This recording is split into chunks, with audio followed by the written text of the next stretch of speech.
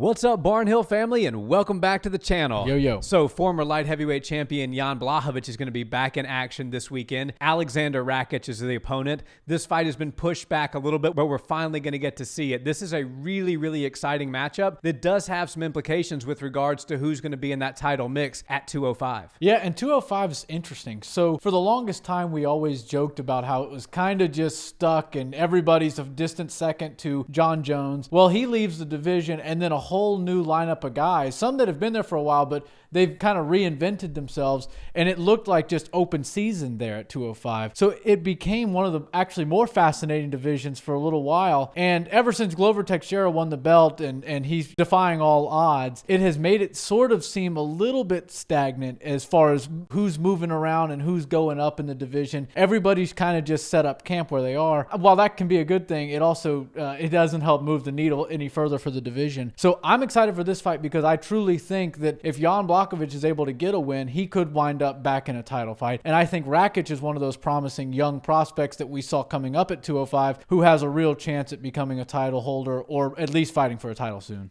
Yeah, Aleksandar Rakić has been perfect in his entire UFC career except for one split decision loss to Volkan Ozdemir. And Jan Błachowicz had a 5-fight win streak, including a win over 185 champion Israel Adesanya that was snapped by Glover Teixeira and that great slick jiu-jitsu that he possesses. So either one of these guys with a statement win could put themselves right back in the mix. As you said, we knew 205 is Jon Jones's division unless Jon was in the principal's office for some PED use or some other extracurricular activity, in which case it became Daniel Cormier's division. Well, now Daniel has ballooned up well beyond 205 and is nice and cushy in the analyst desk. As he should be. And Jon Jones is, looking damn near as big as Francis Ngannou at this point. So both of those guys are totally irrelevant when it comes to 205, which is cool because it makes the division really exciting, as you said. And who would have thought that a 42-year-old Glover Teixeira would be the champion? But there are some really promising young guys. Jamal Hill, I really like this guy. He's a lot of fun to watch. He's a very good fighter, and I'm a big fan of Aleksandar Rakić as well, and I think with a good win over Jan Błachowicz, he could propel himself into that next title shot once the winner of Yuri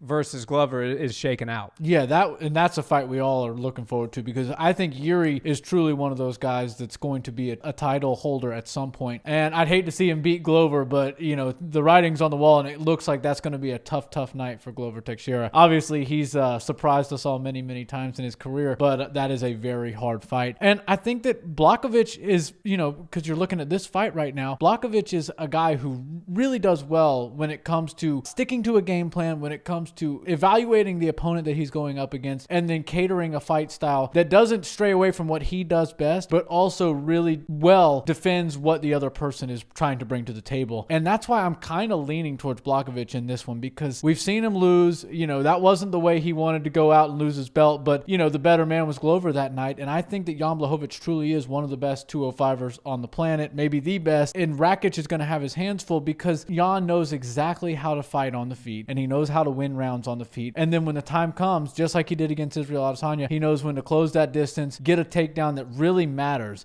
You see all these fighters all the time that take people down and it doesn't really matter all that much, and then one wrestler will take a guy down, and then right after that, they kind of negate each other with the other person taking them down. So Jan Błachowicz knows, okay, we're about 3 minutes into this round. If I can take him down now and control him for a minute and a half or so on the ground, I can win this round. And I just think that the intelligence that Błachowicz brings into the octagon is what's going to set him apart just slightly over Rakić. Yeah, and it's not even just getting the takedown itself. Jan Błachowicz has a great ratio of submission and KO wins. We know him as the Polish power, and even though he was submitted in his last fight, it sounds kind of counterintuitive. I actually believe he will have the grappling advantage over Rakić. I see this fight being kind of similar to the Israel Adesanya versus Jan Błachowicz fight, not in the sense that Alexander and Adesanya are the similar kind of fighter or the same type of fighter, but in the sense that both Rakić and Adesanya will have a major speed advantage on the feet over Jan. However, I think Jan will have a power advantage over Rakić just as he had over Israel Adesanya and a clear grappling advantage. So the way I see this fight going is if it starts to get bad on the feet for Jan, if Rakić, because he does have quite a few knockouts of his own under his belt, so if he starts to accumulate some damage on Jan, look for that takedown and look to see how easily Jan can get the takedown. Because if he really has to work for it and Rakić makes him pay for it every time he tries to get that takedown, it may start to become a long night for the former champion. However, if he can get him down relatively easily and start to work that ground and pound, because he's not just somebody who stalls on the ground. He will actively work. If you want to hold him in your guard, he will rain down elbows on you. He will rain down hard punches. The Polish power exists both on the feet and on the ground. Make no mistake about that. That being said, I do think, given the fact that there is almost a decade of an age gap here between Rakić and Błachowicz. Błachowicz is pushing 40. Rakić is just 30. He's only got 16 pro fights. He's won 14 of them. I believe that Rakić is going to be the fresher fighter. He's going to be a little bit quicker on the feet, and given the fact that he's bigger and stronger than Adesanya, he's going to be harder to take down. Ergo, I am going to pick Aleksandar Rakić to win by decision. That's a good call. 10 to 15 fights in a professional career is about the prime as far as taking damage and having experience. It's really hard. Once you get those guys who have had 30 plus fights, you start to see a bit of a weathered competitor. Yeah. Even though they can be tough as nails and they can still win fights there, it can just be a little bit difficult. So I think that you're right in the sense that Rakić is probably going to come in fresh and give some tough looks for Jan early on. But Jan's just like Kamaru Usman in the sense that he's found that power later in his career, and I think he's going to crack Rakić a few times. I think he's going to hurt him, and I don't know. I think we might see the Jan of old. We'll see him crack and use that new age power that he's got and then go for a submission finish. So I'm going to go late finish because I think these guys know there's a lot on the line. They're not going to go out there guns a-blazing, and throw caution to the wind. They're going to try to preserve their ranking. They're going to try to move forward. And I think Jan Błachowicz is just going to show that 5-round experience. I think he's going to show that he's got more tools in the toolbox than Rakić. Nice pick.